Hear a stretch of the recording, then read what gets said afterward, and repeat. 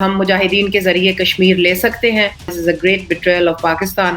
کتنی بڑی بدقسمتی ہے کہ 1973 کا آئین ہوتے ہی بھٹو صاحب نے چڑھائی کر دی انہی لوگوں پہ جنہوں نے ان کے ساتھ مل کے یہ آئین بنایا تھا. بھٹو صاحب پاکستان کے پہلے سویلین مارشل لا ایڈمنسٹریٹر بنے. Bhutto was literally the most powerful man in Pakistan. جو ریاست ہے وہ ایجوکیشن کی باغ دور کنٹرول کرے اور کوئی اور اس کو نہ کنٹرول کرے. آج تک پاکستان ساؤتھ ایشیا میں ایکسیپٹ فار افغانستان ایجوکیشن میں سب سے پیچھے ہے. ہمارا لٹریسی ریٹ سب سے پیچھے ہے. 1972 became a key turning point for Christians to start leaving Pakistan. اور پاکستان کے ساتھ جو چائنا کا جو آل ویدر فرینڈشپ ہے اس کے آرکیٹیکٹ ذوالفقار علی بھٹو تھے. جی السلام علیکم. آج کا ہماری یہ اسپیشل پروگرام جو ہے ایک سلسلہ ہے نیا مطالعہ پاکستان کی تاریخ جو ہے اس میں جس طرح سے لکھی گئی ہے، جس طرح سے پڑھائی گئی ہے، اس کے اوپر ہم گفتگو کر رہے ہیں تاکہ جو حقائق ہیں وہ سب تک پہنچیں. ایک پورا جائزہ لیا جائے اپنے ماضی کا، پاکستان کی تاریخ کا، تاکہ وہ سب کو پتہ لگے. اور آج ہم ڈسکس کریں گے ذوالفقار علی بھٹو کا جو دور تھا 1972 سے 1977 تک جو کچھ ہوا. بہت ہی طوفانی قسم کا دور تھا. بہت سی اچھی چیزیں بھی ہوئیں، بہت سے مسئلے بھی ہوئے. بالآخر اس دور کا بھی انجام جو ہے وہ ایک مارشل لا میں ہوا 1977 میں. تو آج یعقوب بنگش جو تاریخ دان ہیں وہ ہمارے ساتھ واپس موجود ہیں، اور جگنو محسن بھی ہمارے ساتھ موجود ہیں پچھلے ہفتوں کی طرح. تو گفتگو کو جاری رکھتے ہیں. جگنو میں خیال سے میں آپ سے اسٹارٹ کرتا ہوں. ذوالفقار علی بھٹو کا جو دور کا ایک اوور ویو جو ہے آپ نے چونکہ وہ قریب سے دیکھا بھی ہے، وہ بھی آپ ہمیں بتائیے. اگرچہ کہ یو ور ینگ دین، لیکن آپ سن رہی تھی، دیکھ رہی تھیں. اور تو اس کے بعد پھر میں یعقوب سے جو ہے مزید اس پہ کروں گا گفتگو. لیکن پہلی جو چیز ہے وہ یہ کہ بھٹو کی جو رائز تھی پاور میں، ہم نے پچھلے ویک ڈسکس کیا کس طرح 1971 کی سانحے کے بعد وہ آئے اقتدار میں، اور آ کر انہوں نے بڑی صفائی شائی کی، بہت زیادہ اتھل پتھل ری اسٹرکچر کرنے کی کوشش کی.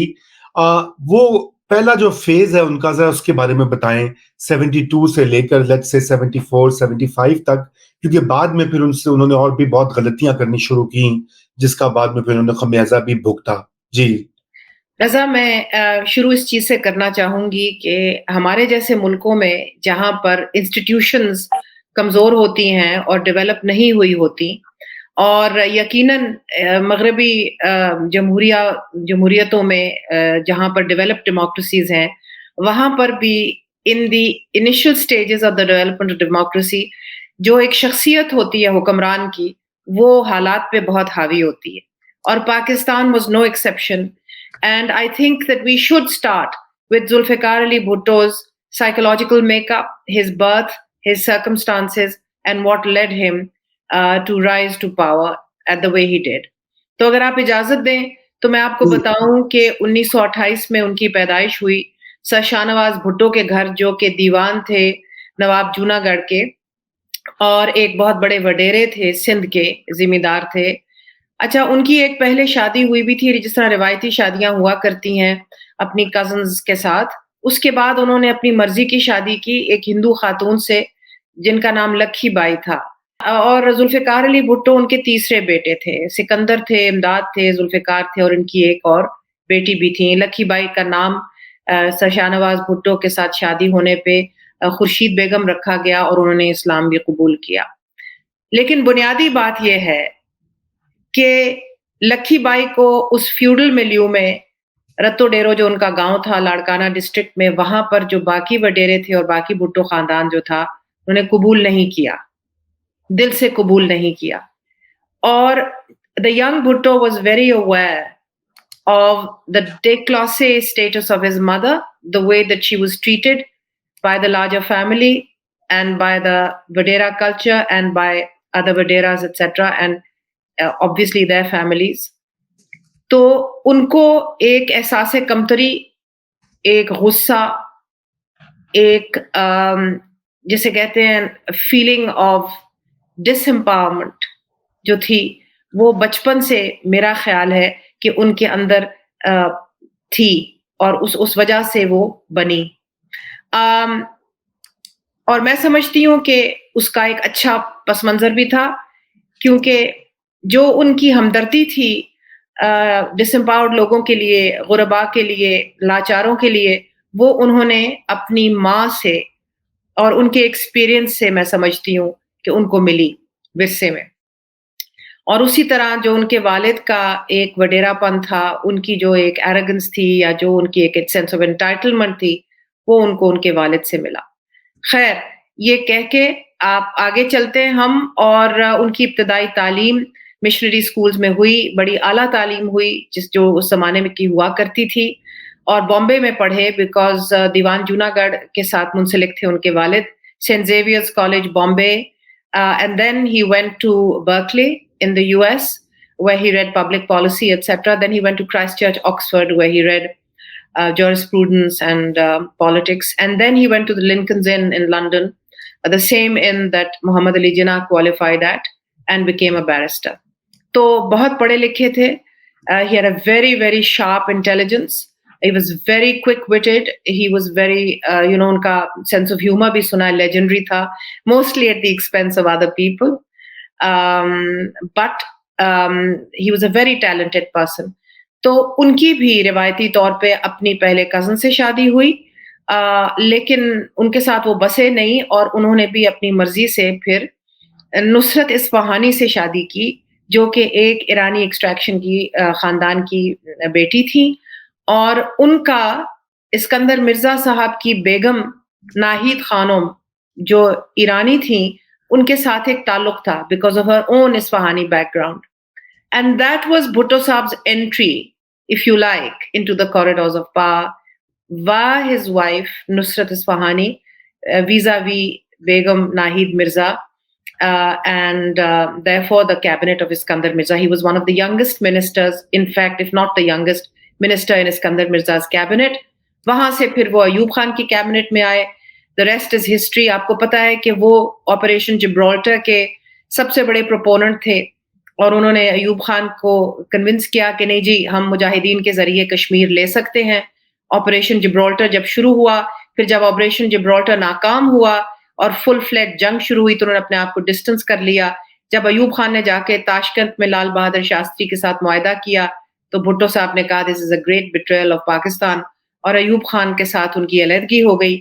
وہاں سے انہوں نے اپنا ایک اپوزیشن کا سفر شروع کیا, اور انہوں نے پیپلز پارٹی 1967 میں ڈاکٹر مبشر حسن کے گھر لاہور میں فاؤنڈ کی.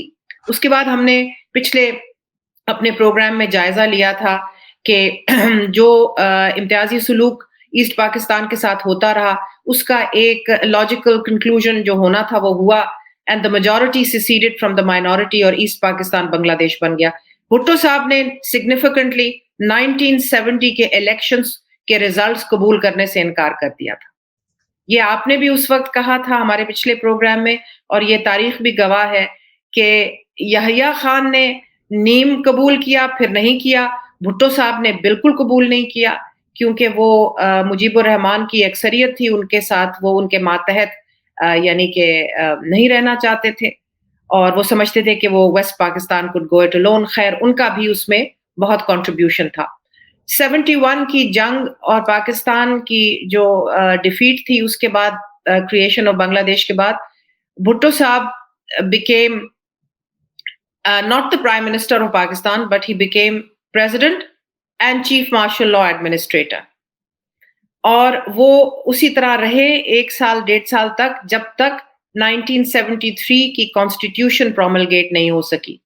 اور یہ رضا یعنی یعقوب, as we know, was one of Bhutto's finest hours and a great achievement of the People's Party, the first People's Party government, کہ ایک کنسینشول ڈاکیومنٹ جس کے اوپر تمام ویسٹ پاکستان کی پارٹیز نے سائن کیا, اور 1973 کا آئین جو ہے وہ ذوالفقار علی بھٹو کا تحفہ ہے پاکستان کو, اور باقی ساری قیادت جو اس وقت موجود تھی. اب آپ مطلب I can go on if you like, but I think میرے خیال سے ابھی بالکل 73 پہ رکتے ہیں اور یعقوب کو لے کر آتے ہیں گفتگو میں. یعقوب, آپ نے جگنو محسن نے 2-3 اہم باتیں کہی. ایک تو ان کا جو نفسیاتی ساخت تھی، یہاں جو بیک گراؤنڈ ہوتا ہے ظاہری بات ہے وہ اثر انداز ہوتا ہے آپ کی پالیٹکس پہ، آپ کی گورننس پہ، آپ کی پالیسیز پہ. ایک تو اس کا انہوں نے ذکر کیا، اور دوسرا جو اہم انہوں نے بات یہ کہی کہ جس طرح سے یہ 73 کا آئین جو ہے وہ ایک اچیومنٹ ان کی بنی. لیکن یہ جو ارلی ایئرز تھے اس میں بھٹو صاحب نے بہت سارے جنرلز کو بھی فارغ کیا، سول سروس ریفارم کو ریسٹرکچر کرنے کا. انہوں نے کہا جی سی ایس پی جو سول سرونٹس تھے، کلونیل باقیات جو کہ خیر آج بھی پاورفل ہیں، بھٹو صاحب بیچارے کو اتنے کامیاب نہیں ہوئے، لیکن وہ اس کو بھی انہوں نے انڈو کیا. پھر اس کے علاوہ بہت سی چیزیں ایسی ہوئیں جو یعقوب اس زمانے میں جو کہ کافی جو ہے نیشنلائزیشن کا پورا پروگرام، ٹھیک ہے نا، ایک سوشلسٹ ان کی جو بھی مینیفیسٹو تھا. تو ان ساری چیزوں کے اوپر تھوڑا سا ہمیں بتائیے کہ یہ کیسا دور تھا، اس کی کیا ہائی لائٹس اور کیا تھیں، just adding to what Jugnu is already said. جی یعقوب. بالکل شکریہ رضا. اور جگنو نے بڑا اچھا میرے خیال میں ایک اسکیچ کھینچا ہے ذوالفقار علی بھٹو کے بیک گراؤنڈ کا. وہاں میں بس ایک بات اس کے اندر ایڈ کرتا جاؤں کہ اٹس ویری فیسینیٹنگ. یہ کچھ آتھرز نے بیان بھی کیا ہوا ہے کہ بندہ ہم اگر دیکھیں تو گاندھی اور جناح کا بھی تعلق کاٹھیاواڑ کے ریجن سے تھا، ان کا تو مطلب وہ آبائی ریجن تھا. اور ذوالفقار علی بھٹو صاحب کی بھی فیملی کا تعلق وہاں تھا کہ his father was the دیوان of Junagadh. So there's something to do with the Kathiawar region کہ it actually produces lots of very intelligent and brilliant people, of course with varied results. And of course now the current ruling prime minister in India is also from the same area. So it's very interesting کہ Kathiawar کا جو ایک ہے وہ جو بھی leader لے کے آتا ہے وہ ایک سیمینل امپیکٹ ساؤتھ ایشیا پہ اس کا ہوتا ہے. بھٹو صاحب کی آپ نے بات کی تو ایک چیز جو میں ضرور اہم بات کرنا چاہوں گا جو کہ جگنو نے تھوڑی سی اس پہ بات کی تو اسی کی میں آگے اس کو لے کے چلوں کہ بھٹو صاحب پاکستان کے پہلے سویلین مارشل لا ایڈمنسٹریٹر بنے اور پھر پریزیڈنٹ کا بھی منصب انہوں نے سنبھالا. اور یہ بہت ریئر بات ہے، مطلب تب سے آج تک یہ کبھی دوبارہ ہوا نہیں اور امید تو ہم کرتے ہیں کہ آج کبھی بھی دوبارہ نہ ہو. مگر بہت کم لوگ جو ہے وہ فوکس کرتے ہیں اس پیریڈ میں where Bhutto was literally the most powerful man in Pakistan, you know, by far. مطلب he could be بلکہ ایک جگہ میں نے تو ایک ٹاک میں کمپیئر کیا تھا کہ مطلب جناح صاحب سے بھی زیادہ اس وقت ان کے پاس پاور amass ہو گئی تھی because the country was at its feet. مطلب you know had been demoralized and destroyed and you know half of the country had broken down, creating again a bit in history جہاں majority کے دنیا کی تاریخ میں کبھی نہیں ہوا کہ ایک میجورٹی ایک مائنورٹی سے سیپریٹ آؤٹ ہوئی ہو. سو میرے خیال میں وہ جو ان کا پریزیڈنسی کا پیریڈ ہے اس پہ ضرور غور کرنا چاہیے بیکاز اس کے اندر انہوں نے بہت اہم قسم کے ڈیسیژنز لیے جن کا لانگ لاسٹنگ امپیکٹ آج تک پاکستان پہ ہے. اس کے میں ایک پہ میں فوکس کروں گا جو رضا آپ نے مینشن کیا نیشنلائزیشن کا. On the 1st of January 1972 انہوں نے، اور یہ بڑی جلدی انہوں نے کیا، مطلب وہ مارشل لا ایڈمنسٹریٹر بنے اس کے تقریباً 2 ہفتے بعد ہی انہوں نے سارے جو اسکولز ہیں کالجز ہیں ان کو نیشنلائز کر دیا. انڈسٹریز بھی کی اس کی میں بعد میں بات کروں گا، بٹ صرف اگر اسکولس کی بات کریں تو سارے جو پرائیویٹ اسکولس تھے وہ نیشنلائز کیے. اچھا وہاں ویسے تو پرائیویٹ اسکولس 2 طرح کے اس وقت، ایک کرسچن مشنری پرائیویٹ اسکولس تھے، دوسرے چھوٹے انسٹیٹیوشنس تھے لائک انجمن حمایت اسلام اور اس طرح کی لوکل آرگنائزیشنز تھیں جن کے اسکولز اور کالجز تھے، تو ان سب کو نیشنلائز کیا. اب again the 1970s is a time of socialist euphoria, you know, south solidarity اور یہ وغیرہ. تو اس وقت یہ بڑا ایک اچھا آئیڈیا تھا کہ جی جو ریاست ہے وہ ایجوکیشن کی باغ ڈور کنٹرول کرے اور کوئی اور اس کو نہ کنٹرول کرے. تو idea at the idea level just like you know socialism and communism at the idea level make perfect sense. مسئلہ صرف یہ آتا ہے کہ جب اس کو آپ پریکٹیکلی کرنا شروع کرتے ہیں تو پھر اس میں مسائل آتے ہیں. تو یہ نیشنلائزیشن نے بھی ایک پریکٹیکلی ہماری ایجوکیشن کو تباہ کر دیا، اسکول ایجوکیشن کو تباہ کر دیا، یونیورسٹی ایجوکیشن کو تباہ کر دیا، کیونکہ اسٹیٹ کے پاس کیپیسٹی ہی نہیں تھی ان انسٹیٹیوشنس کو چلانے کے لیے. نہ نالج تھا، نہ نو ہاؤ تھا، نہ کیپیسٹی تھی. تو اس نے جو زد دی ہے ہماری ایجوکیشن کو وہ آج تک ہم اس سے سفر کر رہے ہیں. آج تک پاکستان ساؤتھ ایشیا میں ایکسیپٹ فار افغانستان ایجوکیشن میں سب سے پیچھے ہے. ہمارا لٹریسی ریٹ سب سے پیچھے ہے. بلکہ میں آپ کو انٹرسٹنگ بات بتاؤں، میں آج ہی ایک کلاس میں بتا رہا تھا کہ انڈین مسلمان جو کہ لٹرلی وہ لفظ استعمال کرتے ہیں اپنے لیے، زیادہ تر جو وہاں کے مسلمان ہیں پسماندہ مسلمان، کیونکہ ان کی حالت وہاں کافی خراب ہے. اور وہ ڈبل پرابلمس میں، ایک تو پاکستان بننے کی وجہ سے اور ویسے بھی وہاں جو میجورٹیرین ان کے ساتھ حالات ہو رہے ہیں. مگر انڈین مسلمانوں کی لٹریسی ریٹ پاکستانی مسلمانوں سے زیادہ ہے اور انڈین مسلم یونیورسٹیز کی رینکنگ پاکستانی یونیورسٹیز سے بہتر ہے. تو امیجن کریں کہ ہم کتنے پیچھے چلے گئے ڈیو ٹو دا نیشنلائزیشن، اور یہ سارا اسی کو ٹریس بیک ہوتا ہے. تو اس کے ساتھ ساتھ میں یہ بھی کہنا چاہوں گا کہ ایک ہمارا ایجوکیشن کا آج تک وہ جس بحران میں وہ چھوڑ کے گئے ہیں وہ ہم ریکور نہیں کر سکے وہاں سے.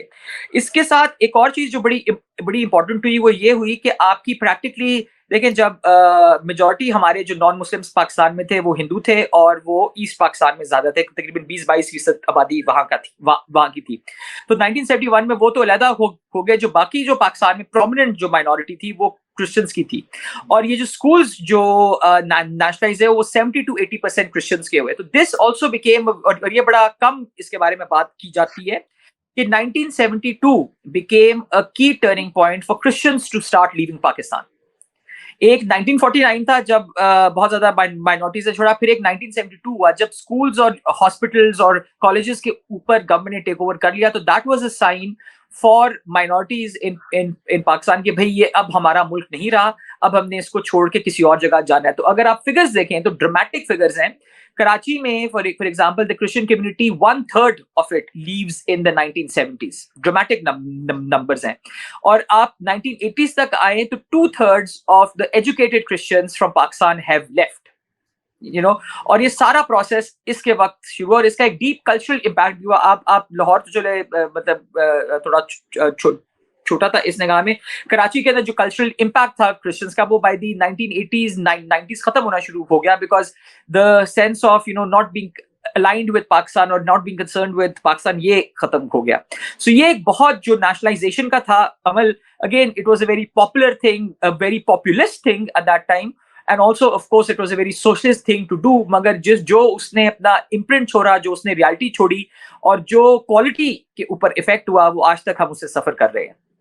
Can I butt in here, Raza, and just say one thing to continue with جو یعقوب کہہ رہے ہیں اسی کے تسلسل میں بات کروں گی کہ جو نیشنلائزیشن ہوئی ایجوکیشن کے علاوہ انڈسٹری کی جو نیشنلائزیشن ہوئی اس میں 3 فیزز میں نیشنلائزیشن ہوئی. پہلے فیز میں 1972 میں heavy industry steel and biggest autos etcetera ان کی نیشنلائزیشن ہوئی. سیکنڈ فیز میں بینکس کی نیشنلائزیشن ہوئی اور 1976 میں فلاور ملز، گھی ملز اور یہ چھوٹی چھوٹی ملوں کی بھی نیشنلائزیشن ہو گئی. اب میں یہاں پر بھی I'll point out his psychological makeup again because کیونکہ یہ اس وقت ہم بچہ تھے لیکن ہمیں محسوس ہوتا تھا he hated the 22 families، ان سے نفرت کرتے تھے کیونکہ وہ لوگ رئیس تھے اور کچھ ان میں سے پرانے رؤسا بھی تھے جو پارٹیشن سے پہلے ہی بزنس میں آ چکے تھے. ان کے خلاف خاص ان کی ایک نفرت تھی، ان کے ساتھ دوستیاں بھی تھیں، ان کے ساتھ سوشلائز بھی کرتے تھے. مثلا ندیشر کاوس جی ان کے بڑے قریبی دوست تھے. He was a huge shipping magnate in Karachi. اور مجھے یاد ہے ہم لوگ وہاں ٹیلی ویژن کے سامنے بیٹھے ہوئے تھے، بڑے بھی ہمارے بیٹھے ہوئے تھے اور وہ نام لے لے کے اس وقت جو سیٹھ تھے اس زمانے میں اور جو شپنگ میگنیٹس تھے اور جو بڑی انڈسٹریز کے مالک تھے ان کو کہہ رہے تھے you will not be able to go to your night clubs in Paris any more, اس طرح نام لے کے اس طرح کر رہے تھے. ان لوگوں کو بلا کے سب کو بٹھا کے اور انہوں نے یہ کیا تھا. لیکن اس کا امپیکٹ جو تھا جیسے یعقوب نے کہا ایجوکیشن والے سسٹم کا، اس کا بھی ہیوج امپیکٹ تھا رضا، بیکاز ایک نیسنٹ انڈسٹری تھی پاکستان میں اور اس کے ساتھ اکانومی کے اوپر بہت برا اثر پڑا اور بہت سے لوگ could not be even qualified as industrialists جو کہ روئن ہو گئے. امپلائمنٹ بھی ان کی خراب ہوئی اور اس پہ اکانومی کا بھی اکانومی پہ بھی امپیکٹ بہت برا ہوا. اور پھر یہ پہلی دفعہ ہے جب جو نیشنل بورژوازی تھی پاکستان کی یا کہ جو انسپینٹ بورژوازی تھی جو کہ ایک انڈسٹریل کلاس بن رہی تھی، اس نے اپنا پیسہ پاکستان سے نکالنا شروع کر دیا. اور یہ پہلی مرتبہ ہے کہ کیپٹل فلائٹ ہونی شروع ہو گئی باہر. تو یہ بھی نیشنلائزیشن کا ایک بہت بڑا پہلو ہے. پھر لینڈ ریفارم بھی ہوا، آپ کو پتا ہے 150 ایکرز کا لمٹ رکھا انہوں نے اریگیٹڈ لینڈ کا اور 300 رکھا نان اریگیٹڈ لینڈ کا. لیکن ونس مور پنجاب میں اس کو امپلیمنٹ کیا گیا اور سندھ میں اس کو کہیں امپلیمنٹ کیا گیا اور کہیں نہیں کیا گیا. So that was also one of the most glaring kind of contradictions in his rule. میں اضافہ یہ کر دوں اس میں کہ جو پہلا آپ نے ذکر کیا کہ جو پہلا لینڈ ریفارم کی موو تھی اس کا تو کافی حد تک امپلیمنٹیشن ہوئی، پنجاب میں اسپیشلی ہوئی، اور جیسے آپ نے کہا کہ سندھ میں بھی ہوئی پیچ ورک، لیکن جو پھر انہوں نے دوسری بھی ایک لینڈ ریفارم کی کوشش کی تھی جہاں پہ مزید ان کو کم کر دیا اپر لینڈ ہولڈنگ کی جو لمٹس تھیں، لیکن وہ امپلیمنٹ نہیں ہو سکا کیونکہ وہ انہوں نے اپنے آخری سالوں میں کیا اور ان سالوں میں تو ان کا چل چلاؤ ہو رہا تھا. بہرحال یعقوب ہمیں جوائن کرتے ہیں. میں آپ سے مزید یہ پوچھتا ہوں، چونکہ آپ نے 1973 کے کانسٹیٹیوشن کی بات کی ہے، دیکھیے بڑی اچیومنٹ تو وہی تھی کیونکہ وہ آئین آج بھی ایک ایسی دستاویز ہے کہ جو کہ پاکستان کو ہمیشہ اس کا کچھ کر نہیں سکے. 73 کا جو کانسٹیٹیوشن ہے، میں یعقوب آگے واپس یعقوب کوئک کامنٹ اس پہ دیجیے، پھر میں اس کی سگنیفیکنس پہ چاہ رہا تھا کہ میں جگنو محسن سے ذرا پوچھوں کہ ذرا اس کا آپ بیان کریں. جی یعقوب. جی میں بس وہ ایک چیز بس ایڈ کرنا چاہوں گا جو جگنو کہہ رہی تھی کہ یہ دیکھیں جو بینکس کی جو نیشنلائزیشن ہے، اور اگین اس کا ڈائریکٹ ریلیشن ایجوکیشن سے بھی ہے، it cut us off from the world. اور یہ ایک بہت ایک امپورٹنٹ چیز ہے کہ آپ نے پاکستان کو پیروکیل بنا دیا. ایجوکیشن میں بھی آپ نے سارے کنیکشن ختم کر دیا. مطلب میں آپ کو ایک چھوٹی سی ایگزامپل دوں، میں ایف سی کالج میں کے اوپر تھوڑا سا کام کر رہا تھا تو پتا چلا جی 1969 میں FC College was about to offer do an MOU with McGill University and offer degrees from it. تو آپ نے جب 1971 میں وہ نیشنلائز کر دیا تو وہ کہانی ختم ہوگی. آپ کے جو بینکس تھے they were connected to the whole world, but once you nationalize the bank, that was also sort of cut. So یہ جو parochialization of پاکستان ہے نا، لوگ اکثر بات کرتے اور یہاں میرے خیال میں اگر ہم ایک دو منٹ اس پہ گزاریں تو برا نہیں ہوگا کہ جو پاکستان کی جو کاسموپولیٹنزم تھی جو 50s اور 60s کی لوگ بات کرتے ہیں، وہ لوگوں نے مارکڈ اس میں کمی دیکھی 70s میں، اور 70s کے اینڈ میں تقریباً وہ ختم ہو گئی. وہ اس وجہ سے ختم ہوئی کہ اس طرح کے جو اقدام کیے گئے شروع میں ہی، وہ کچھ سال آف کورس وہ لگتے ہیں اس کا افیکٹ ہونے میں، مگر ہماری جو کاسموپولیٹنزم تھی، جو ہمارا دنیا کے ساتھ کنیکشنز تھے، جو دنیا کی ہمارے ساتھ کنیکشنز تھے، وہ سب کچھ ان اقداموں کی وجہ سے ختم ہو گئے. فلائٹ آف کیپٹل ہوا، جس طرح جگنو کہہ رہی تھی، ایجوکیشن کنیکشنز توڑے، انڈسٹریل کنیکشنز ختم ہو گئے، اور لوگوں کو یہ احساس ہوا کہ جب تک آپ بھٹو صاحب کے ساتھ الائن نہیں ہوں گے تو آپ اوپر نہیں آ سکتے. تو جو پہلے جو تھوڑی سی نیسنٹ کلاس جو ڈیولپ ہو رہی تھی، وہ ایک دم within 10 years وہ تباہی کے پیمانے پہ آ گئی. اور یہاں میں ایک وہ چھوٹی سی بس اگزامپل وہ دیتا جاؤں. مجھے یاد ہے وہ سید بابر علی کی میرے خیال میں شاید کتاب میں ہے، یا انہوں نے خیر مجھے بتایا بھی ایک دفعہ کہ ان کو بھٹو صاحب نے ایک دفعہ کہیں اپوائنٹ کیا ایک نیشنل فرٹیلائزر کارپوریشن. جی تو انہوں نے کہا کہ بھٹو صاحب نے ایک دفعہ نا ان کو ایک دفعہ کوئی میٹنگ چیئر کی، تو انہوں نے کہا، وہ مجھے بتا رہے تھے کہ بھٹو صاحب اتنے مطلب and to use Stanley Wolpert's word here کہ میگلومینیاک بن گئے تھے کہ انہوں نے کہا کہ باقی لوگ ایک ٹیبل پہ بیٹھیں گے، میں ایک سیپریٹ ٹیبل پہ بیٹھوں گا جو کہ 2 انچ اونچا ہوگا باقی سب سے، اور میری جو چائے کی کراکری ہے وہ بھی فرق ہوگی باقیوں سے. تو وہ اس ٹائپ کے تھے. وہ کبھی کبھی سپر برائٹ لوگ بھی نا وہ میگلومینیا ان میں ڈیولپ ہو جاتا ہے. تو بھٹو صاحب کا یہ بھی میرے خیال میں ایک مسئلہ تھا. آئی تھنک آف کورس یہ ریکگنیشن تو ضرور ان کو ہے کہ مطلب ہی واز ایکسٹریملی برائٹ، مگر یہ ہے کہ وہ برائٹنس کا پھر اور مسائل بھی اس میں آ جاتے ہیں. بٹ بیک اباؤٹ دیکھیں آپ چونکہ آپ لوگ نفسیاتی، میں اس میں تھوڑا سا اضافہ یہ کرنا چاہتا ہوں کہ دیکھیں آپ یہ مت بھولیں کہ بھٹو صاحب کوئی آرڈنری پولیٹیشین، آرڈنری رولر نہیں تھے.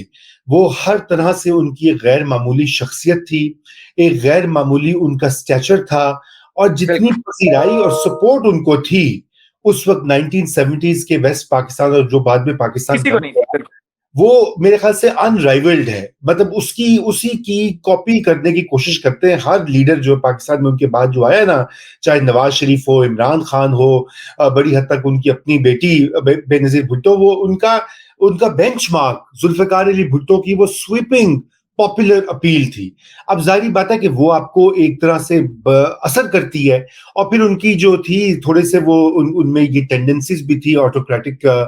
چیئرمین ماؤ سے وہ بڑے انسپائرڈ تھے، اور اس طرح کے فگرز جو تھے تاریخ کے وہ ان کو بڑا سمجھتے تھے کہ جی یہ This is interesting that you say this, کہ جو بھٹو صاحب کے جو ہیروز تھے نا، وہ ماؤ زے ٹونگ بھی تھے اور چو ان لائے بھی تھے. یعنی کہ ان کو دیکھیں نا، دونوں چیزیں تھیں. Zhou Enlai was the intellectual mandarin and Mao was the great leader who was the architect of the revolution. پھر دوسری طرف ان کے گریٹ ہیرو تھے, نپولین بھی تھے ان کے ہیرو, اور جان ژاک روسو بھی تھے, who was a great thinker. Napoleon of course was the the conqueror and the autocrat. پھر ان کے جو ہیروز تھے اس میں ہینیبل تھا, the man who brought Rome to its feet. That's on right. the one hand.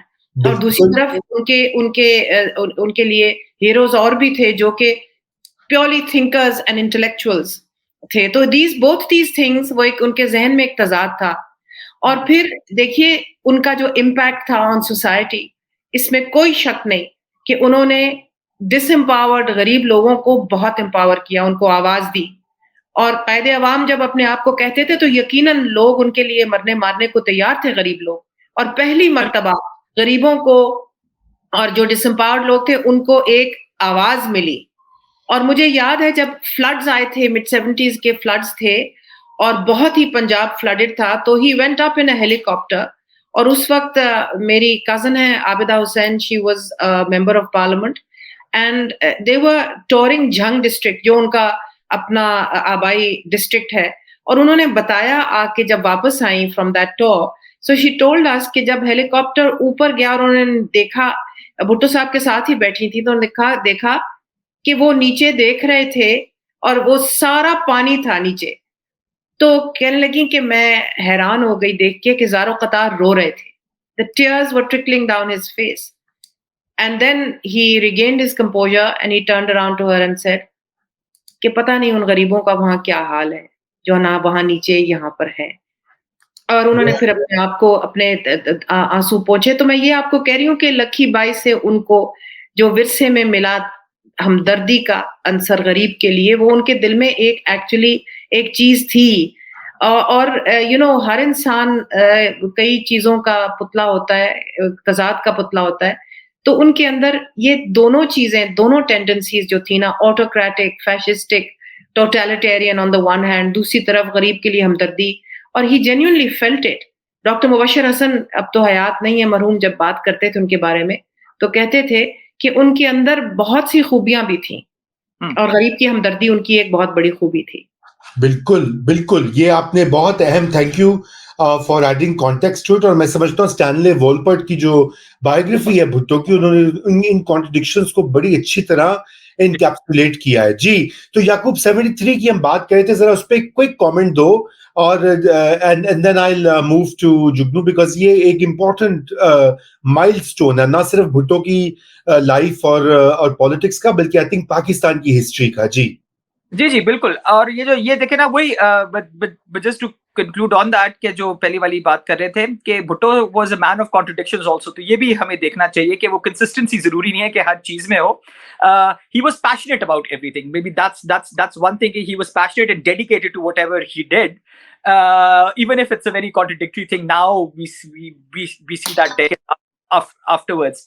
But 1973 constitution was a master stroke by him. I think that was his perhaps his greatest achievement, because پہلی دفعہ ان کو realization ہوئی. اور یہ ایک بہت اہم بات ہے, because اس طرح کے جو discussions ہیں وہ بڑے لوگ کیا کہتے ہیں کرتے رہتے ہیں کہ جی پاکستان میں کس طرح کا نظام ہونا چاہیے. بھٹو صاحب کو یہ بڑی سمجھ آ گئی تھی, ان کی ڈگریز بھی پولیٹکس میں تھی اور لاء میں تھی, کہ Pakistan because it is a multicultural society, it can only survive if there is parliamentary democracy. یہ جو لوگ سارے کہتے ہیں جی پریزیڈینشیل ہونا چاہیے, کیا ہونا چاہیے, بھٹو صاحب نے ایکسپیرینس کر لیا تھا پریزیڈینشیل جو سسٹم پاکستان میں تھا, اور اس کے ڈائریکٹلی بعد پاکستان آدھا ہو گیا. سو پارلیمنٹری ڈیموکریسی کو ریسٹور کرنے میں, پارلیمنٹ کی سوورنٹی کو ریسٹور کرنے میں بھٹو صاحب کا بہت اہم ہاتھ ہے. ٹو این ایکسٹینٹ وہ جو انڈوئنگ تھی مولوی تمیز الدین کیس کی, وہ ایک طرح سے کی کہ parliament became the supreme place, the prime minister that's elected from the parliament became the supreme person in Pakistan. President جو ہے وہ like the monarch became kind of a figurehead, a focus of unity, but not the most powerful person. تو یہ ایک master stroke تھا. پھر اس کے اندر جو ایک اور بڑا امپورٹنٹ ایلیمنٹ تھا آف فیڈریشن, یہ ایک بہت ضروری بات تھی, بیکاز پاکستان کا مسئلہ ہی شروع میں یہ تھا کہ Pakistan even though it was officially federation, practically وہ بہت کم فیڈریشن تھا, اور سینٹرلائزیشن آف پاور بہت زیادہ تھی. تو انہوں نے اس کے اندر بھی فیڈرل ایلیمنٹس کو بڑھایا as compare to the earlier constitutions, اور وہاں بھی کافی امپاور کیا پروونسز کو. تھرڈ چیز جو بڑی ضروری تھی کہ انہوں نے ڈفرینٹ جو ایتھنک پارٹیز ہیں جو بلوچستان میں تھی یا NWFP میں تھی اور سندھ میں تھی, ان سب کو بھی آن بورڈ لے کے آئے ٹو اے لارج ایکسٹینٹ, تاکہ ایک کنسنسس ڈاکیومنٹ ڈیولپ ہو. بڑے افسوس کی بات ہے obviously کہ ایسٹ پاکستان اس میں شامل نہیں تھا, وہ سیپریٹ ہو چکا تھا, مگر یہ ہے کہ ویسٹ پاکستان کے لیے بھی یہ اچیو کرنا. اور دیکھیں پاکستان کو جب 1973 میں ہوا, پاکستان کو 25 سال سے زیادہ ہو گئے تھے بنے. سو امیجن کریں کہ 25 سال تک ایک اگریڈ کانسٹیٹیوشن ہی نہیں ہم بنا سک رہے تھے, اور یہ بھٹو صاحب نے ایک میرے خیال میں گرینڈ اچیومنٹ کی. And to show this, when the constitution was finally enforced on the 14th of August 1973, انہوں نے پھر resign کیا as president and became the prime minister, to show that now the transition is to elected people, directly elected representatives of the people, rather than kind of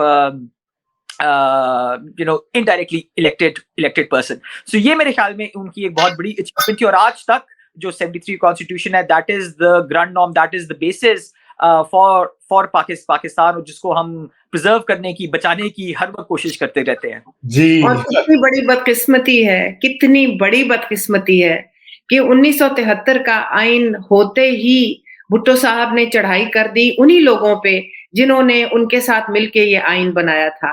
اور انہوں نے national عوامی party Marxist کی جو government تھی led by نواب خیر بخش بڑی عطا اللہ مینگل جو چیف منسٹر تھے, اس کو بلوچستان والی کو ڈسمس کیا. پھر عبدالولی خان صاحب کی جو گورنمنٹ تھی نیب کی NWFP میں, اس کو ڈسمس کیا.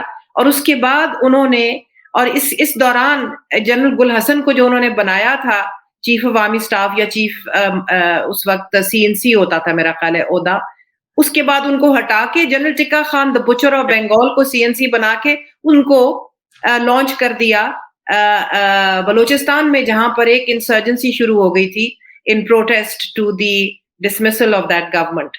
اور انہوں نے اس وقت ملٹری کو ری انویگریٹ کیا. حمود الرحمان کمیشن رپورٹ خود اس کو کروا کے اس کو پھر سیکرٹ کر لیا, اور وہ بھی شائع نہ کی, اور دوبارہ سے فوج کا پاور جو تھا وہ پاکستان میں وایا دی انسرجنسی وغیرہ انٹرنچ کر دیا. جی, میں یہ آپ نے بڑا اچھا پوائنٹ, میرا اگلا یہی پوائنٹ تھا. آپ نے تو ذکر کر دیا ملٹری ایکشن جو کہ اس وقت NWFP اور بلوچستان میں کیا گیا, اور یقیناً دیکھیے نا, افسوس کی تو یہ بات ہے کہ آج بھی, جیسے کہ ابھی یعقوب نے کہا تھا کہ جو فیصلے ہوئے اس دور میں وہ آج بھی ہم ان کا بھگت رہے ہیں. انہیں کا اب بلوچستان میں کیا ہے کہ پھر سے انسرجنسی ہے, مسنگ پرسنز ہزاروں کی تعداد میں, وہ گورنمنٹ کہتی ہے نہیں جی ہزاروں نہیں, سینکڑوں ہے, بہرحال ہزاروں ہیں, کیونکہ اس کی بار بار ٹیسٹمنیز آتی ہیں. اور اسی طرح خیبر پختونخوا میں اب جو PTM کے اوپر کریک ڈاؤن کرنے کی کوشش کی جا رہی ہے, اس سے پہلے جو ساری ANP کے ساتھ جو ہوا ہے تھرو ریلیجس ایکسٹریمزم, تو یہ ساری جو پالیسیز ہیں یہ تسلسل ہے. مگر زیادہ امپورٹنٹ مجھے یہاں پر, اور میں ناظرین کو بھی چاہتا ہوں کہ ان کو پتہ لگے کہ خود پاکستان پیپلز پارٹی کے اندر جو ڈسینٹرز تھے جو ان کی مخالفت کرتے تھے, ڈاکٹر مبشر حسن نے بھی استعفیٰ دے دیا, جے رحیم کے ساتھ بہت رحیم کے ساتھ تو باقاعدہ ظلم ہوا, اور پھر اسمبلی کے اندر سے اپوزیشن لیڈرز کو اٹھا کے وہ سیکیورٹیز والے باہر پھینکتے تھے. مجید نظامی نوائے وقت کے چیف ایڈیٹر جو تھے وہ تقریباً پورا ٹائم جیل میں رہے.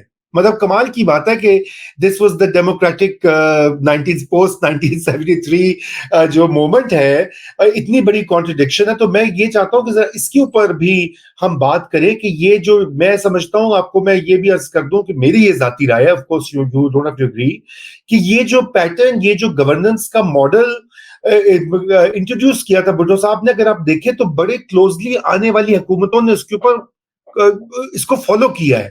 رضا, میں تو سمجھتی ہوں کہ, معاف کرنا, میں تو سمجھتی ہوں کہ عمران خان صاحب کی پرسنالٹی کے ساتھ بھی بھٹو صاحب کی پرسنالٹی کی بڑی چیزیں ان کامن ہے, ہم آہنگی ہے, اور ان کے جو طور طریقے تھے وہ بھی خان صاحب کے ساتھ ان کی بھی میرا خیال ہے کافی, وہ آپ نے جیسے کہا ایک پیٹرن سا بن گیا. اور انہوں نے, عمران خان نے بھی اسی طرح اپنی حکومت کرنے کی کوشش کی. صرف ایک چیز ان کی قدر مشترکہ نہیں تھی, اور وہ تھی ذہانت.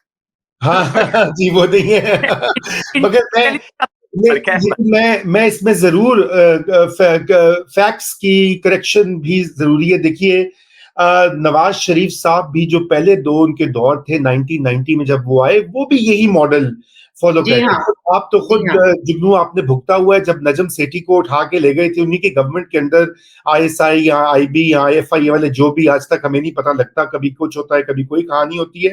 بہرحال ایجنسیز پکڈ ہم up and Nawaz Sharif was the prime minister. Maleeha Lodhi کے گھر نیوز اور جو ہے وہاں بھی ریڈ ہوئی. نیوز والے جو میر شکیل کے اوپر بھی پہلے دوستی تھی, پھر ریڈ ہوئی, پھر دوستی ہو گئی. عجیب ہی کبھی خوشی کبھی غم رہتا ہے ان کا شریف نہیں. لیکن میں یہاں پر یہ ضرور کہوں گی کہ میاں نواز شریف کی حد تک میں باقی مسلم لیگ کے بارے میں کوئی بات نہیں کرتی, اور ان کے جو اور ساتھی ہیں ان کے بارے میں بھی میں بات نہیں کروں گی. لیکن میں صرف یہ کہوں گی کہ نواز شریف کی حد تک میں نے یہ محسوس کیا, میرا تجربہ یہ رہا ہے کہ جب سے وہ ایگزائل میں گئے after the promulgation of Musharraf martial law, اس کے بعد انہوں نے جب لندن آئے اور یہاں رہنا شروع کیا تو انہوں نے کافی حد تک میں سمجھتی ہوں ان چیزوں کو دیکھا, پرکھا, سوچا, اور انہوں نے اپنا جو جمہوری ان کے اندر جو تھا, ایک جمہوریت کی ایک لگن پیدا ہوئی, اور انہوں نے پھر اس کے بعد جو بھی اقدامات کیے بعد میں حکومت میں آئے ہیں, لیکن انہوں نے اپنی اپوزیشن کے ساتھ بھی اور انہوں نے اپنے ناقدین کے ساتھ بھی ایسا کوئی سلوک نہیں کیا جس کے ساتھ آپ کہہ سکیں کہ نہیں وہ پرانے نواز شریف تھے. نہیں, he has developed and he has changed. یہ میں نے محسوس کیا. بالکل. لیکن اور یہ بھی کہتی چلوں کہ بی بی بے نظیر شہید جو تھیں, ان کے اندر بھی اپنے والد صاحب کی اتھارٹیرین ٹینڈنسیز بالکل نہیں تھی. ہاں وہ رحم دل تھیں, نرم دل تھیں, اور جمہوریت کی قائل تھیں. یہ علیحدہ بات ہے کہ ان کے پاس کبھی اتنا پاور بھی نہیں تھا, لیکن وہ تھیں تباً جمہوریت کی قائل. جی وہ تو بالکل ایک میں سمجھتا ہوں کہ ایک فرق کیٹیگری میں فال کرتی ہیں. باقی جو ہم جن کا ذکر کرے تھے پرائم منسٹرز کا, پولیٹیشنز کا, بے نظیر Bhutto belongs to a different category which unfortunately still unparalleled in Pakistan's recent history. مگر anyway یعقوب, یہ انٹرنل ڈائسینٹ کو کرش کرنا جو ہے, یہ کچھ لوگ اس کو یہ بھی کہتے ہیں کہ انقلاب کے لیے یہ کرنا ضروری ہوتا ہے, کیونکہ سوشلسٹ جو جیلے پرانے پکے ہیں نا, وہ کہتے ہیں جی سوشلزم کیویں آوے گا جب تسی پرجنگ نہیں کرتے. اسٹالن نے بھی کیتی سی, ماؤ نے بھی کیتی سی, تو پٹو نے کر لی, تو کی گل ہے. How do you respond to that popular argument? دیکھیں اس میں مسئلہ یہی ہے نا کہ یہ جو جالے کہتے ہیں نہ ماؤ کو کسی نے الیکٹ کیا تھا نہ اسٹالن کو کسی نے الیکٹ کیا تھا, تو یہاں تو بھٹو صاحب was supposed to represent the will of the people. And I think یہی ایک مسئلہ ہے جو درینہ مسئلہ ہے, جو میرے خیال میں ہم اینڈ آف دا پروگرام میرے خیال میں شاید اس پہ تھوڑا سا ہمیں ٹائم اسپینڈ کرنا چاہیے کہ پاکستان کو ابھی تک سمجھ نہیں آئی کہ ڈیموکریسی ہوتی کیا ہے. Democracy is how to represent the people. ابھی آج ہی میں کسی ایک دوست سے بات کر رہا تھا, وہ جرمنی میں تھے, تو انہوں نے انجلا مرکل کی ایگزامپل دی. انہوں نے کہا when there was some act that Merkel was personally against, but she said my constituency and my people are for it and therefore I will vote for it even though personally I might be against it. کیونکہ یہ جب آپ کا overwhelming majority of the population ایک چیز چاہتی ہے, آپ کا personal opinion چاہے جو کچھ بھی ہو, آپ نے ان کی will کو represent کرنا ہے, آپ اپنی will کو صرف represent نہیں کرتے. اور اگر آپ کے خیال میں وہ ایک contradiction ہے تو آپ resign کر دیں, اور اگر اتنا ہی آپ کو مسئلہ ہے تو ٹوٹیلیٹیرین رجیم, اور یہ پاکستان میں یہ ٹوٹیلیٹیرین ورشپنگ تو کافی ہے کہ نہیں جی وہ اصلی کمیونزم نہیں تھی, اصلی کمیونزم تھی یا سوشلزم نہیں ہے چائنا کے اندر, مطلب تو پھر اصلی کہاں ہے, مطلب خیر وہ ایک اور ڈبیٹ ہے. بٹ میرے خیال میں یہاں ایک بڑا ایمفسائز وہی جو بھٹو صاحب انٹرنل کانٹرڈکشن ہے اس کو بیان کرنا بڑا ضروری ہے کہ انہوں نے جیسے ہی ایک کانسٹیٹیوشن بنائی جو کہ ایک بڑی ڈیموکریٹک کانسٹیٹیوشن تھی, انہوں نے کچھ مہینے بعد جیسا جگنو نے کہا اسی کو انڈرمائن کر دیا. تو یہ تھی of really amassing power in his own hands and making sure کہ جی میرے اگریمنٹ کے علاوہ کچھ ملک میں نہ ہو, اس نے ملک کو بہت تباہی کی طرف لے کے گیا. اور میں ضرور ایمفسائز کرنا چاہوں گا, ہم نے کچھ لائنوں میں صرف بات کی, مگر جو 1973 سے 1976-77 جو بلوچ ریزسٹنس تھی اس کے بہت اہم ایفیکٹ رہا ہے پاکستان میں. That was the real alienation of the Baloch. اس سے پہلے جو انسرجنسیز تھی 48 میں 58 میں 63 64 میں وہ لمیٹڈ انسرجنسیز تھی. یہ ایک proper mass throughout the province insurgency thi, and there were thousands of people who were fighting there. Balki of course a lot of people we know were also there. تو اس انسرجنسی نے, اور اس کے پیچھے یہی وجہ تھی, کیا وجہ تھی کہ جی ڈیموکریٹک رائٹ کو آپ نے مجروح کیا ہے, ڈیموکریٹک الیکٹڈ گورنمنٹ کو آپ نے ہٹایا ہے. اور وہ جو ایک سٹیزن کی رسپیکٹ ہوتی ہے نا, اکثر ہم اس پہ بات کرتے ہیں کہ جی کلونیلزم میں جی سبجیکٹ ہوتا ہے, تو ڈیموکریسی میں یا آزاد ملک میں وہ سٹیزن بن جاتا ہے. تو بلوچوں نے پھر یہی کہا, جو بلوچستان میں لوگ تھے, پختون بھی تھے اس کے اندر شامل, صرف بلوچ اور بروئی نہیں, انہوں نے یہ کہا کہ پھر ہم تو کلونیل ہی ہیں بیکاز ہم ابھی سبجیکٹ ہی ہیں, سٹیزن نہیں بنے. اور یہ جو ان کے اندر احساس محرومی تب آیا کہ وہ ان کے پاس فل سٹیزن شپ رائٹ نہیں ہے, جو کہ پنجاب کے پاس ہے اور باقی جگہوں کے پاس ہے, مگر ان کے پاس نہیں ہے. وہ آج تک اس 4 سال کی جو انسرجنسی تھی اس کا آج تک ایک مینٹل افیکٹ ہے, کیونکہ تب کے بندے بھی آج تک زندہ ہیں, ان کا ایکسپیرینس بھی ہے. اور ہمیں یہ بھی یاد رکھنا چاہیے کہ بھٹو صاحب بہت ریپریسو تھے, جتنی آرمی وہاں ان کے خلاف استعمال کی, کارپیٹ بومبنگ کی گئی, یہاں تک کہ ایران سے, تب شاہ آف ایران تھے, وہاں سے گن شپ ہیلی کاپٹر لا کے بمباری کی گئی. سو بہت وہ ایک بلڈی قسم کا ریوولٹ تھا جس کو پٹ ڈاؤن کیا گیا. تو یہ اور یہاں پر یہ بھی بتا دیں, سوری ٹو انٹرپٹ یو, یہ بھی بتا دیں کہ جو انہوں نے 1973 کی کانسٹیٹیوشن پروملگیٹ کی, وہ درجہ بدرجہ اس کو خود ہی نگیٹ کرتے چلے آئے. یعنی کہ فرسٹ امینڈمنٹ چلیں, بنگلہ دیش کو آپ نے ریکگنائز کر لیا, اس کے بعد آپ نے احمدیوں کو نان مسلم کیا, قرار دیا. Second amendment to the constitution, third amendment جو لوگ قید شدہ تھے یا جو پولیٹیکل اپوننٹس تھے ان کے رائٹس لمٹ کر دیے. پھر آپ نے اپنی مرضی کا چیف جسٹس جو آپ کا دوست تھا اس کو مسلط کر دیا. اس طرح کر کے آپ نے 5-6 امینڈمنٹس اس کانسٹیٹیوشن کی خود ہی کر دی بھٹو صاحب نے. تو یہ بھی انہوں نے انڈو کی.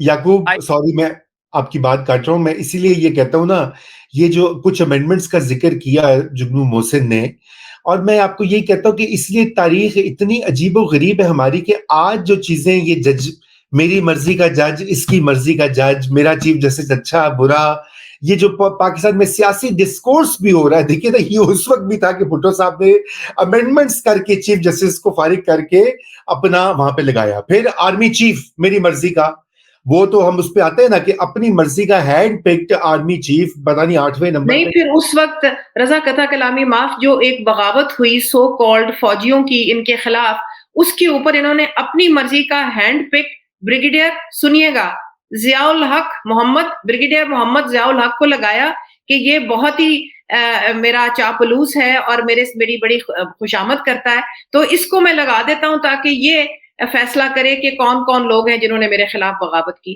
And thereby hangs a tale. اس کے بعد تو پھر تاریخ ہی بدل گئی ہماری.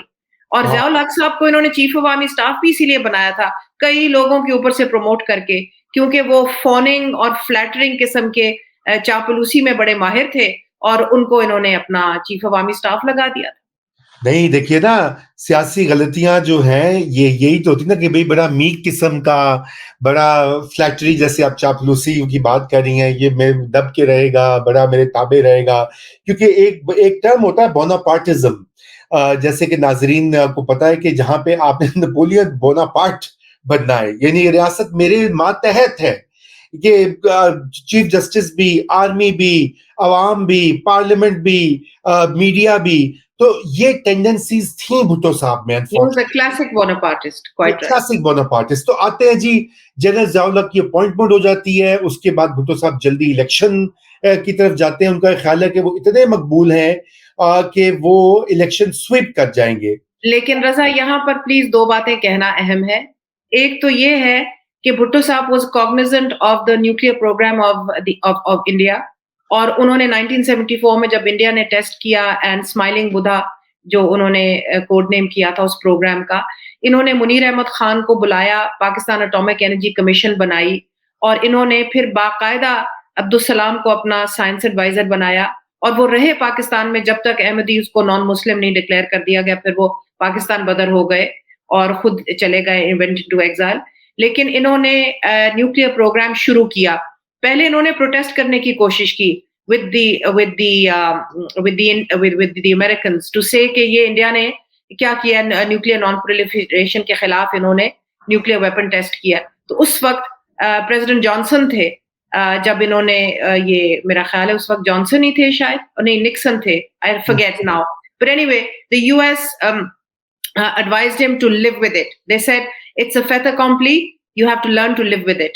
تو پھر اس نے اس کے بعد باقاعدہ جو ہے منیر احمد خان اور عبدالسلام سے کہا کہ آپ یہ جو سارا اس کا پروگرام ہے مینہٹن پروجیکٹ کا جو کہ یو ایس کا سیکنڈ ورلڈ وار میں کامیاب اٹامک پروگرام تھا اس کے سارے بلو پرنٹس لے کے آئے. تو عبدالسلام تھے جو کہ بکسے بھر بھر کے مینہٹن پروجیکٹ کی ساری ڈاکیومنٹ سورس کر کے ویسٹ سے پاکستان لے کے آئے تھے, انہی کو جن کو آپ نے ملک بدرباد میں کر دیا.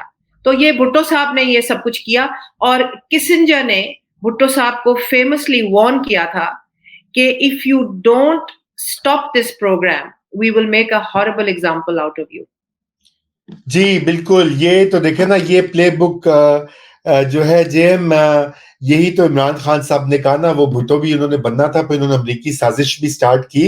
History keeps repeating itself all the time. And let's just say quickly that Bhutto it was who fashioned Pakistan's pro-China policy also. Let's give him that. ٹھیک ہے, کیونکہ انہوں نے چائنیز کے ساتھ کچھ ایسے معاہدے کیے military as well as technological وغیرہ, گلگت بلتستان کا کچھ ایریا بھی دیا واپس چائنیز کو, اور انہوں نے چیئرمین ماؤ سے جون لائی سے جو ملاقاتیں وغیرہ کر کے, اور پاکستان کے ساتھ جو چائنا کا جو آل ویدر فرینڈشپ ہے اس کے آرکیٹیکٹ ذوالفقار علی بھٹو تھے. بالکل, بہت اہم نقطہ فورن پالیسی کے حوالے سے چائنا کے ساتھ, اور جو ہے یہ پاکستان کا دیرینہ جو رشتہ ہے ایٹامک پروگرام ہو اور ایک انڈیپینڈنٹ لائن لینا. جی یعقوب آپ کچھ کہہ رہے ہیں. دو باتیں میں یہاں بس ایڈ کرنا چاہوں. ایک تو فورن پالیسی کے حساب سے, اور جس کا ڈومیسٹک بھی بہت اہم ہاتھ ہوا, کہ بھٹو صاحب نے آلسو ہماری جو ریلیشنز ود یہ جو پاکستان کا شفٹ ہے ٹورڈز دا مڈل ایسٹ یہ کیا, بیکاز 1970s کے اندر ہی جو گلف ایریا تھا وہ ڈیولپ ہونا شروع ہوا, اور یہ جو سارے جو وہاں کے ورکرز تھے جو ہم نے پاکستان سے 1.5-2 ملین بھیجے 70s کے اندر, یہ بھٹو صاحب کے زمانے میں گئے اور ان اگریمنٹس کی وجہ سے گئے. سو ہمارا بہت زیادہ جو جھکاؤ ہو گیا towards the Arab world and especially towards the Gulf, Saudi Arabia, eventually that became what became the UAE, Qatar وغیرہ, یہ ہمارا 1970s میں شروع ہوا. اور اس کا جو کیری آؤٹ افیکٹ تھا وہ یہ تو آف کورس تھا کہ فورن ورکرز گئے, وہ انہوں نے پیسے اپنے گھر بھیجے تو فورن ایکسچینج کمایا, مگر اس کے ساتھ ساتھ ایک بہت گرینڈ اسلامائزیشن پروگرام بھی شروع ہوا. جگنو نے تھوڑا سا اس کا مینشن کیا ہے, that began from the second amendment, جہاں احمدیز کو نان مسلم ڈکلیئر کیا, اور وہ جو ویوز تھے وہ پھر سولیڈیفائی ہونا شروع ہو گئے, بیکاز اتنے زیادہ اگر آپ کے 10-15 لاکھ ورکر مڈل ایسٹ میں ہیں جہاں وہابیزم ایک بڑا strict version of Islam enforced ہے, تو جب یہ لوگ وہاں اتنے سال رہے, انہوں نے وہاں کا اسلام سیکھا, اور ہم تو ویسے وہ عربی میں کوئی گالیاں بھی دے رہا ہوتا ہے تو ہم وہ مرحبا ماشاءاللہ اس کو بولنا شروع کر دیتے ہیں. تو ہمارا عجیب قسم کا inferiority complex ہے towards the Arabs, and considering کہ ان کا کوئی اسلام کوئی زیادہ بہتر ہے, تو اس کی وجہ سے یہاں بھی ایک ایکسٹریم ورژن آف اسلام آنا شروع ہو گیا. اور جو ہمارا لوکل جو اسلام تھا, جو کہ ساؤتھ ایشیا کا ہوم گرون اسلام تھا, جو کہ بڑا ایک ملنسار اور بڑا ایک پیسفل قسم کا تھا, جہاں صوفی سینٹس کی جو کہانیاں تھیں اور جو ان کے جو لوگ جو ان سے امپریس ہو کے بلینز کنورٹ ہوئے تھے, ان کی کہانی پیچھے جانا شروع ہوگی, اور یہ ایک سلافی ٹائپ کا ایک اسلام آگے آنا شروع ہو گیا. اور یہ میرے خیال میں اگین یہ بھٹو صاحب کے زمانے میں شروع ہوا, اور اس کی لیگل بنیاد انہوں نے رکھی تھرو دا سیکنڈ امینڈمنٹ, اور اس کے بعد یہ بڑھتا جا رہا ہے. سو ایک چیز یہاں میں ضرور کہوں گا, مطلب ہم نے آگے مطلب وہ بات کریں گے ضیاء الحق صاحب کی بھی, کہ ضیاء الحق صاحب نے بھی بہت کچھ وہی کیا جو بھٹو صاحب کر رہے تھے. ہاں, شروعات بھٹو نے کی تھی, اس کو پایا شروعات بھٹو نے کی. 1974 کی اسلامک سمٹ جو انہوں نے بھٹو صاحب نے یہاں پر تمام leading lights of the Islamic world کو یہاں بلایا. اس وقت پیٹرو ڈالر کا جیسے یعقوب نے ذکر کیا, شاہ فیصل پاکستان آئے, انہوں نے جب آئل امباگو وغیرہ شروع کیا تھا ویسٹ کے خلاف اور آئل پرائسز بڑھا دیں, تو بھٹو صاحب نے ان کو سب کو اکٹھا کر کے اور ایک جسے یہ کہہ رہے ہیں اسلامی دنیا کی طرف ٹلٹ شروع کی. یعقوب نے کہا, صحیح کہا, کہ بھٹو صاحب نے جگہ جگہ پاسپورٹ آفیسز کھولے, گاؤں گاؤں میں پاسپورٹس اویلیبل ہوئے, بائیلیٹرل اگریمنٹس کر کے جی سی سی اسٹیٹس کے ساتھ, اور بہت سے لوگوں کو باہر بھیجنا شروع کر دیا لیبر. لیکن پھر اس کی وجہ سے جو آج بھی ہم بھگت رہے ہیں, ریمیٹنسز کے اوپر پاکستان نے جینا شروع کر دیا. ان لوگوں کی بھیجی ہوئی کمائی پہ پاکستان نے اس کو ریلائی کرنا شروع کر دیا as Pakistan biggest source of forex for Pakistan. تو یہ بھی آج بھی ہم بھگت رہے ہیں اس بات کو. ایک طرف بہت پروگریسو تھا, دوسری طرف بہت نیگیٹو امپیکٹ تھا. بالکل بالکل. انڈسٹری کو جو کر دی تھی تو پھر اس کے بعد پھر ریمیٹنسز کے اوپر ہی بیس کرنا پڑا, اور آج تک ہم یہ بھٹو صاحب کا میرے خیال میں ایک سینٹرل رول رہا ہے اس سارے ساگا کے اندر. ایک اور چیز میں رضا بس کچھ سیکنڈ میں بیان کرنا چاہوں, بیکاز یہ ابھی ہم نے بیان کیا اور اس کا بھی آج تک امپیکٹ ہے. وہی ہے جو بھٹو صاحب نے بیوروکریسی کے رٹ کا کوٹ اینڈ کوٹ ریفارم کیا, بیکاز بیسکلی انہوں نے جو ہماری CSP آف پاکستان تھی, the civil service of Pakistan, اس کو ختم کیا. تو آپ کی سول سروس کی جو کانسٹیٹیوشنل پروٹیکشن تھی وہ ختم ہو گئی. اس کے بعد بھٹو نے جو سول سروس ایکٹ 1973 لے کے آئے, اس کے تحت جو اپوائنٹمنٹس ہیں وہ سب کچھ وہ پولیٹیکل گورنمنٹ کے پاس آ گئی. پہلے کیبنٹ سیکرٹری کے پاس ہوتی تھی, اسٹیبلشمنٹ سیکرٹری کے پاس پاور ہوتی تھی, اب وہ وزیر اعظم کے پاس آ گئی. ایک طرح سے دیکھا جائے تو سم پیپل کلیم کہ جی یہ ڈیموکریٹائزیشن بھی ہے, مگر دوسری طرح سے آپ دیکھیں تو یہ پولیٹیسائزیشن آف دا بیوروکریسی. اور تب سے لے کے آج تک جو بیوروکریسی میں پالیٹکس ہے کہ یہ نواز شریف آتا ہے تو کوئی بیوروکریٹ آ جاتا ہے, عمران خان آتا ہے کوئی اور بیوروکریٹ آ جاتا ہے, انٹرم گورنمنٹ آتی ہے کوئی اور بیوروکریٹ آ جاتا ہے, اس کی بنیاد 1973 میں بھٹو صاحب کے چینجز سے آئی, کیونکہ اس نے بیوروکریسی کے اندر جو ایک اس کی آئسولیشن تھی ٹو سم ایکسٹینٹ, اور پروٹیکشن تھی against the interference of politics, وہ ختم کر دی. اور پھر اس فورس کو جب یہ بہت پولیٹیکل ہو گئی تو پہلے ہی یہ اتنی اچھی مطلب کچھ زیادہ اچھی نہیں کام کر رہی تھی, تو اس کے بعد تو اور حالات خراب ہونا شروع ہو گئے. اور آپ کو تو پتہ ہے مطلب you have been a part of it Raza, کہ جب وہ گروپس میں بٹ دیے اور پھر وہ سب کچھ ہو گیا تو کوالٹی جو ہے وہ بھی کم ہونا شروع ہو گئی, آپس میں وہ لڑنا شروع ہو گئے, آپس میں بات ایک دوسرے کو کس کی بڑھ رہی ہیں کم ہو رہی ہیں وہ دیکھنا شروع کر دیا. سو بیوروکریسی کے بھی بہت زیادہ جو آج کل کے مسائل ہیں, they can be trace back to the Bhutto ایرا.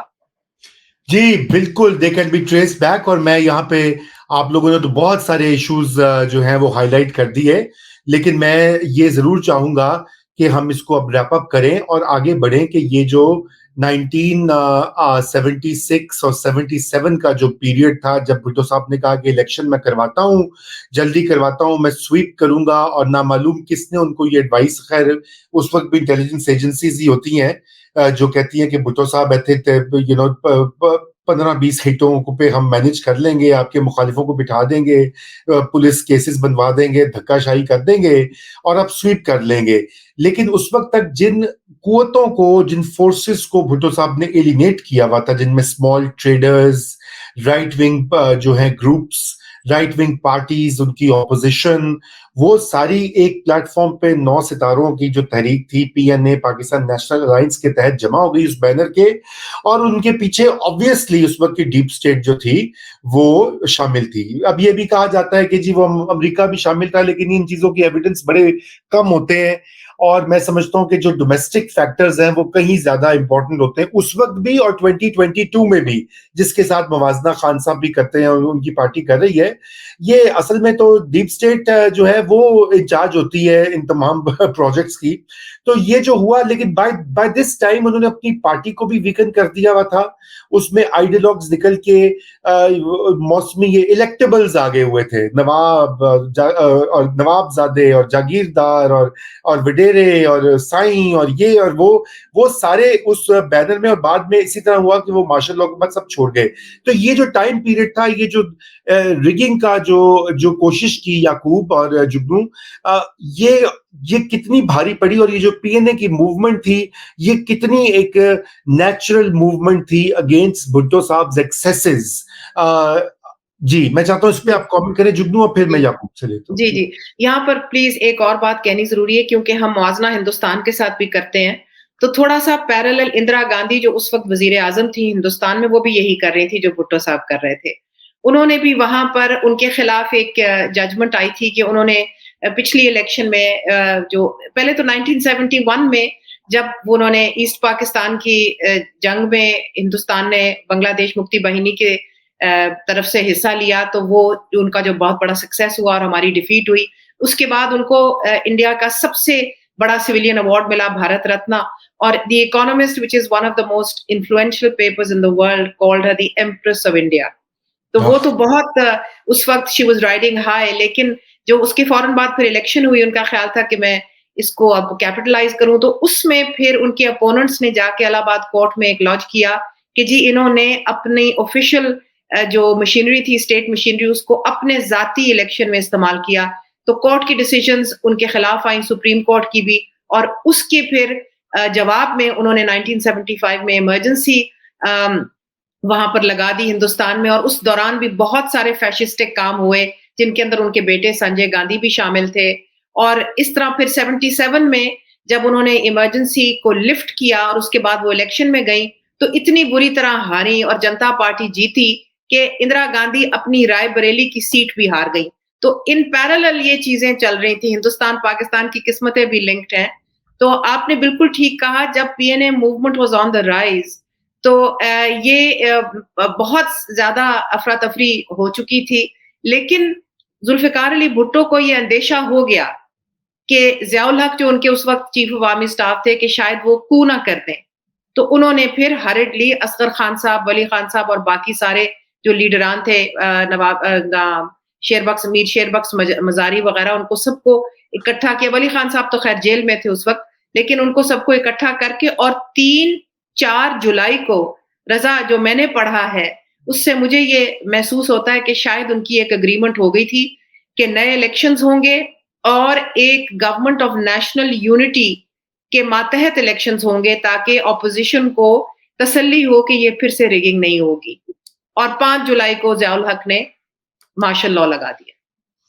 بالکل, انہوں نے 5 کو لگا دیا, معاہدہ ہو چکا تھا. یہ بھی اس کی بہت سارے لوگوں نے تصدیق کی ہے. جی, جماعت اسلامی کے پروفیسر غفور جو کہ اس کمیٹی کے میں شامل تھے, انہوں نے اس کی کئی بار تصدیق کی, حالانکہ وہ اپوزیشن میں تھے. میں اس لیے ان کا ذکر کر رہا ہوں کہ ان کی ٹیسٹیمنی کو ہمیں زیادہ ویٹ دینا چاہیے. بہرحال میں اس میں آپ نے چونکہ یہ پیرللز کی ہیں تو میں یہ بھی پیرلل کر دوں کہ یہ اسٹرانگ مین جو ہوتے ہیں نا, ان کو الیکٹورل مینیپولیشن کا بھی بڑا شوق ہوتا ہے. دیکھیے اردوغان ہے ٹرکی میں, وہ بھی اس طرح سے اپنا سسٹم اپنے حق میں گیئر کرتے ہیں. ادھر ہندوستان میں مودی جی جو ہیں وہ بھی اب 3ری بار وہ اگلے سال الیکشن میں جا رہے ہیں, اور all indications are that he will be reelected. اچھا, پاکستان میں بھٹو صاحب نے بھی یہی کوشش کی, یہی پلے بک تھی پاپولسٹ اسٹرانگ مین والی, لیکن یہاں پہ مسئلہ تھا اسٹیبلشمنٹ. ایک پرانی colonial army, post colonial army, جو کہ اتنا اس کا پاور, اتنی اس کی انگریس, اتنا اس کی طاقت تھی, اور اس کو خود آئرونیکلی بھٹو صاحب نے ریوائیو کیا. جی بالکل ری انویگوریٹ کیا جیسے آپ نے کہا, اور انہوں نے یہ کیا, اور اس کے بعد جو وہی انسٹیٹیوشن وہ ان کی راہ میں رکاوٹ بنا اس سسٹم کو گیم کرنے کی, کیونکہ جو ان کا بوناپارٹسٹ ایمبیشن تھا وہ پاکستان آرمی نے اس وقت بھی کہا کہ بھائی ایتھے ایک کوئی ڈنڈا چلتا ہے, دو نہیں چل سکتے. تو اس لیے بڑے پیرللز ہیں رضا. جب ان کو اریسٹ کیا گیا مارشل لاء لگانے کے بعد, تو اس کے فوراً بعد وہ کچھ دنوں کے بعد وہ بیل پہ ریلیز ہوئے, اور انہوں نے فوراً ٹور کرنا شروع کر دیا اور بڑے بڑے ہنگامی اجلاس کرنے شروع کر دیے, جس طرح خان صاحب نے کیے تھے جب ایک دفعہ وہ ووٹ آف نو کانفیڈنس کے بعد اترے ہیں. تو پھر اس کے بعد بھٹو صاحب کو ایونچولی ان کو پھر سے قید کرنا پڑا. ٹھیک ہے, اور پھر بھٹو صاحب جیل گئے, اور پھر ہمیں پتا ہے کہ 2 سال کے بعد اپریل 1979 میں ان کو پھانسی دے دی گئی, اور ایک جوڈیشل مرڈر ان کے خلاف وہ کیا, وہ ساری ایک ججمنٹ جو آئی.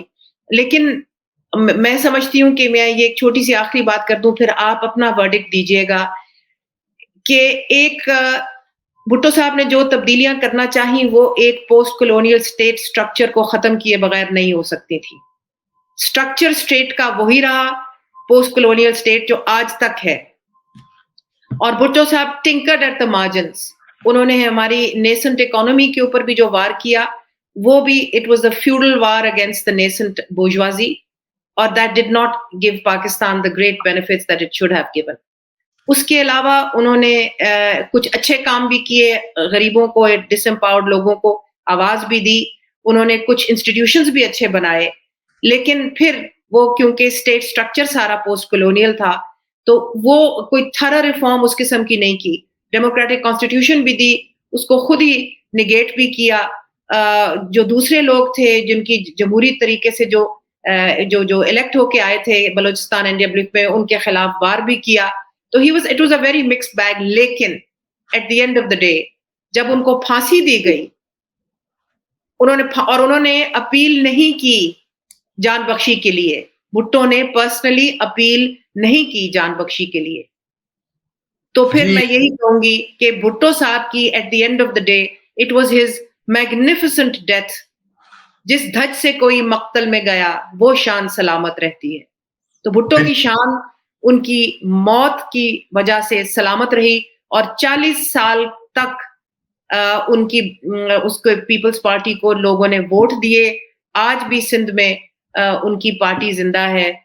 बदल बहुत गई है, लेकिन जिस धज से कोई मक्तल में गया वो शान सलामत रहती है। बिल्कुल, बहुत अच्छी आपने ये कंक्लूडिंग रिमार्क दिया। याकूब, आपके पास भी हमारे पास आखिरी 1 मिनट है, उसमें आप भी अपना एक फाइनल कमेंट दीजिए ताकि फिर हम इसको आज के इस प्रोग्राम को क्लोज करते हैं। मैं ये भी कहता चलूं कि चूंकि आपने भुट्टो साहब के ट्रायल का जिक्र किया, वो एक ऐसा फेज है कि हम उसके ऊपर एक सेपरेट एक पूरी डिटेल में एक प्रोग्राम करेंगे विद लीगल एक्सपर्ट्स। उस वक्त जो लोग उसको ट्रायल को ऑब्जर्व कर रहे थे कि उसमें कितना इनजस्टिस हुआ, क्योंकि वो भी एक टर्निंग पॉइंट है।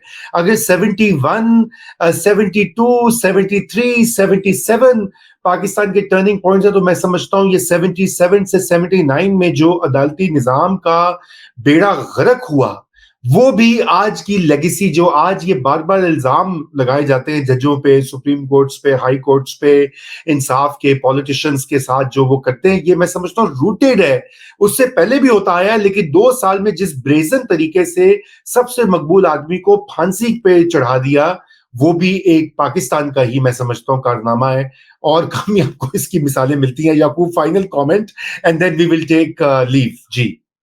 जी बिल्कुल, मेरे ख्याल में आप दोनों ने बड़ी अच्छी तरह से इसको कंक्लूड किया है। मैं बस ये ऐड करना चाहूंगा कि आई थिंक भुट्टोज जो फ्यू इयर्स हैं, दे show the paradox of Pakistan.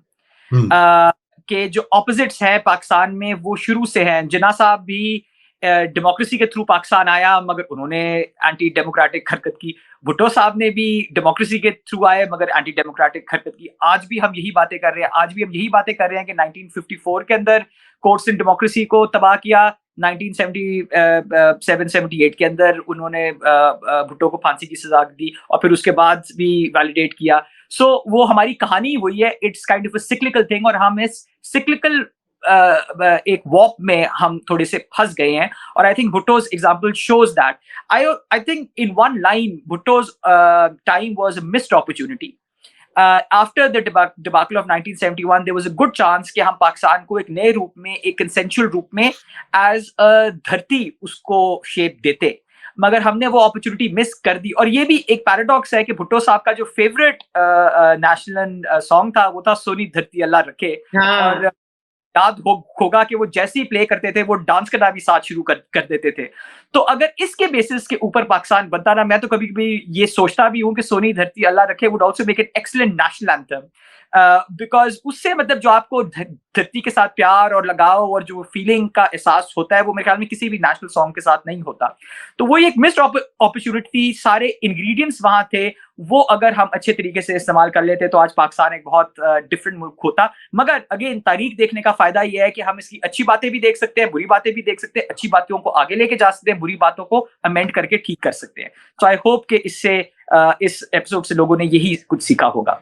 बिल्कुल, बहुत अच्छा conclusion. Thank you Jugnu and thank you याकूब। और नाजरीन, अगर आपको ये वीडियो पसंद आए तो आप इसको लाइक जरूर करें, शेयर भी करें। ये पब्लिक सर्विस में हम ये काम करते हैं, ये इसलिए करते हैं कि इतनी गलत और मसख शुदा तारीख जो है वो हमारे यंग लोगों को पढ़ाई गई है या पढ़ाई जा रही है। हमारी ये छोटी सी काविश है, ऑफ कोर्स हम उसका कोई बहुत बड़ा मुकाबला तो नहीं कर सकते, लेकिन हर शमा जो होती है उसकी अपनी रोशनी होती है और अहमियत होती है। और मैं याकूब का शुक्रगुजार हूँ, जुगनू मोहसिन का भी शुक्रगुजार हूँ कि वो इसमें हमारा साथ दे रहे हैं। हम ये सीरीज कंप्लीट करेंगे, उसके बाद हम मजीद और सीरीज और हिस्टोरियंस और वो लोग जिन्होंने ये वक्त देखा है, मुख्तलिफ अदवार देखे हैं, वो कुछ ऐसे किरदार जिनका जिक्र नहीं होता, हम उनके ऊपर भी एक तफसीली जो है प्रोग्राम्स करेंगे आने वाले हफ्तों, महीनों, सालों में इंशाल्लाह। खुदा हाफिज।